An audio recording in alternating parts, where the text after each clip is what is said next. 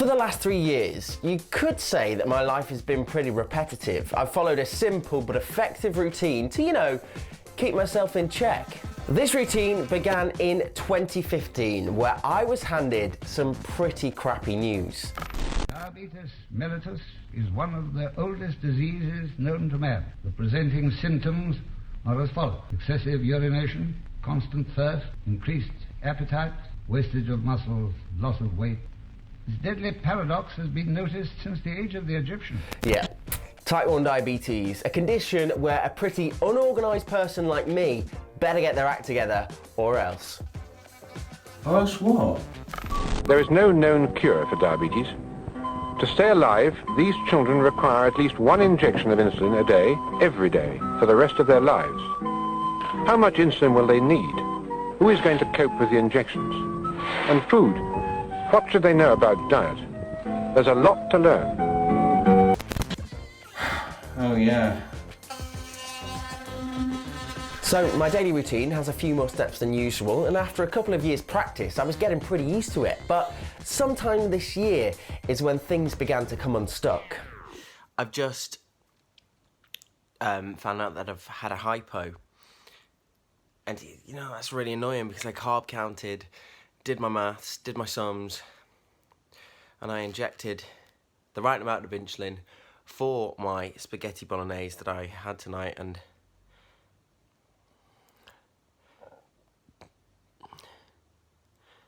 .7. It's just making me feel more and more like the injections. It just doesn't match. It just doesn't fit with how my body is working right now. It's almost like every time I stab myself with that dose of insulin, I don't know what the outcome's going to be. It's either not enough or it's too much. That injection that I gave myself 4 hours ago now, 4 whole hours ago, is causing me issues. Do you know what's so silly? I know that I should just be like, oh, it's okay, and try again tomorrow, but I really didn't want to go to the gym today, but I made myself go, and I felt great about forcing myself to go. And now I'm forcing myself to go home, and that just feels ridiculous. That just feels so stupid. Not only that, I have to sit in this hot car and wait until my blood sugar comes back up again. But all this whinging is a bit rich. You see, if we were living in the 1970s, just 40 years ago, living with type 1 diabetes here in the UK was very different indeed. Urine testing is one way of checking that control is satisfactory. If there is too much sugar in the blood, then sugar will appear in the urine. Inaccurate urine testing, huge painful needles and a strict diet were about the only way to manage. So for most, living with type 1 diabetes was incredibly difficult, more so than it is today, and it's worth saying that it is still really tough for a lot of people across the world.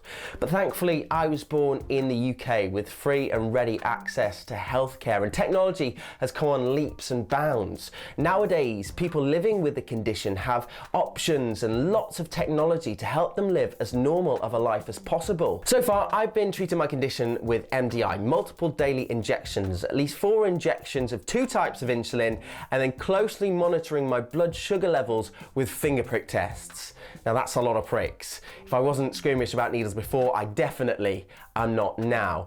But living with the multiple daily injections is really, really tough. Every meal and every injection is like a test. You have to work out how many carbohydrates you're gonna eat, then how much insulin that requires, and then you have to guess how active you're gonna be later on, and then adjust the dosage if you need to. So what you're left with is a relatively educated guess, which I was often getting wrong. But thanks to my incredible team at my hospital, there was another option. I'm probably about to do my last insulin injection ever. That's madness. That's what someone would probably say if they cured diabetes, but that's not what this video is about. I haven't cured diabetes. But today, I am getting an insulin pump. Now, it's not going to be a lot. It's only going to be a little bit to cover breakfast, but, you know, because this could be my last insulin injection in a very long time, I feel like I should do it for old time's sake.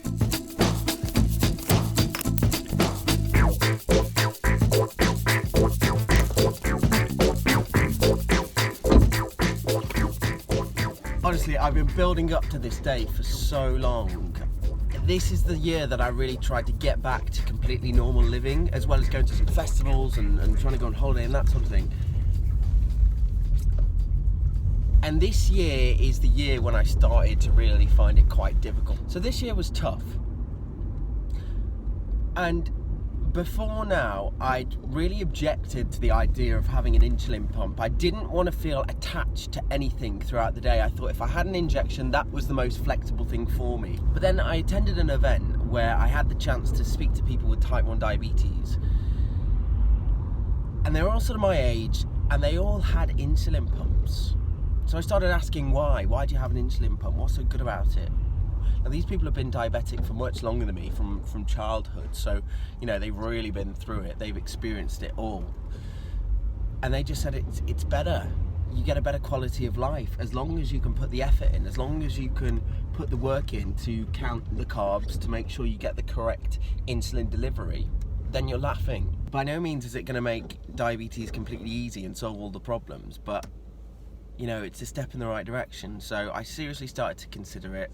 And here we are, on the 24th of September, the day when I am going to collect my insulin pump. So I'll leave the hospital today with it in my body.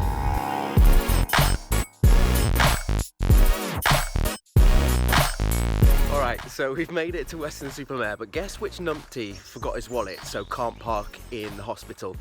This numpty right here, the one that's waving a camera about his face. So whilst we're walking into the hospital from the miles away where I've had to park in some random street somewhere, I wanted to share some of the messages that I got sent on Twitter. So I tweeted saying that I was going to get an insulin pump today and I was really excited, and if people had any advice. And Dave says, take it slow, don't stress. If it feels like you've gone backwards in control levels for a few months, keep asking questions. Helen says it was a game changer for our daughter. Hard work to begin with, but stick with it. And Rachel says, good luck. You may want to throw it in the bin during the first few weeks, but if you bear with it, you might just find it does change your life. So the general consensus is that it's going to be a bit of a culture shock. It's going to be quite difficult to begin with, but the people in my pocket just said, stick with it, bear with it, put in the work, and then it'll eventually pay off. Now, I'm no stranger to hard work. I'm willing to give this as much as I've got. I'm willing to give this a go because I'm done, completely done with sticking needles in myself every day and not really knowing what's going to happen to my blood sugar. So I'm ready to hit this head on, full steam ahead, grab it by the horns, as they say, and make this insulin pump work for me.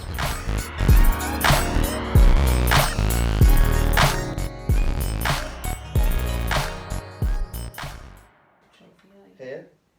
Better? There? Yeah, maybe move it over a bit. And what came next was about 2 hours worth of info overload.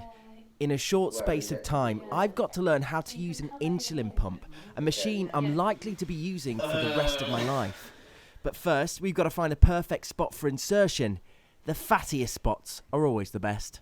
What am I supposed to press again? Oh, the button. Blue one. Oh, I'm pressing it. Okay. Oh no, it's fine. Always check the cartridge before you put it in.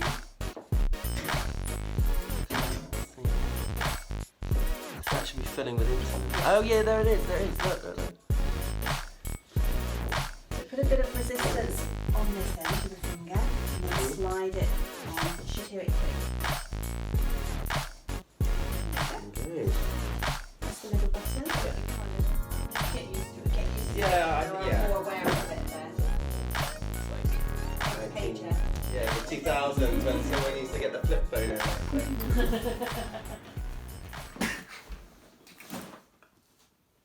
This is it. This is all the stuff that my insulin pump came with. It's a lot of stuff. So it's the accu-chek Insight. Here it is. It's not as big as that box. It's a really tiny thing. But you know, I can't believe I walked into the hospital and I walked out with thousands of pounds worth of equipment.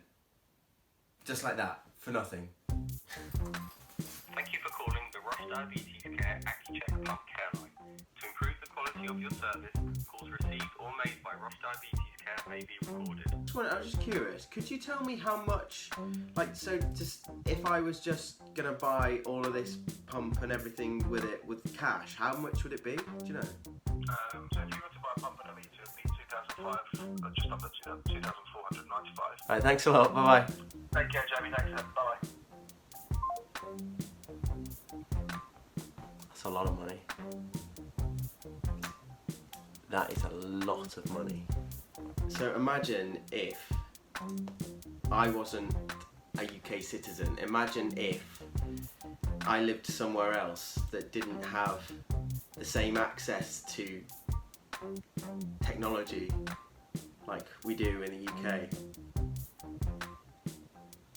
There's no way, there's just no way I'd be able to afford that. And with that information, I was more determined not to waste the opportunity. It wasn't all plain sailing, but once I got the hang of it, I was going to the gym and enjoying Taco Tuesday like someone with a fully functioning pancreas. And that's the story of how I got my insulin pump. But before I go, there's one more thing that I'd like to stress in this video, and it's that living in the UK with type 1 diabetes, I'm very, very well looked after by the NHS, but that's not the case for many people across the world. Now, I don't want to leave the video on too much of a negative note, but if you wanted to find out how you can help people access the insulin that they require to survive, then go to insulinforall.org, and I'm going to leave a link to that in the description box below. But that's all for today's video. I hope you enjoyed it. If you've got any questions, leave them in the comments box below, and I'll see you in the next video.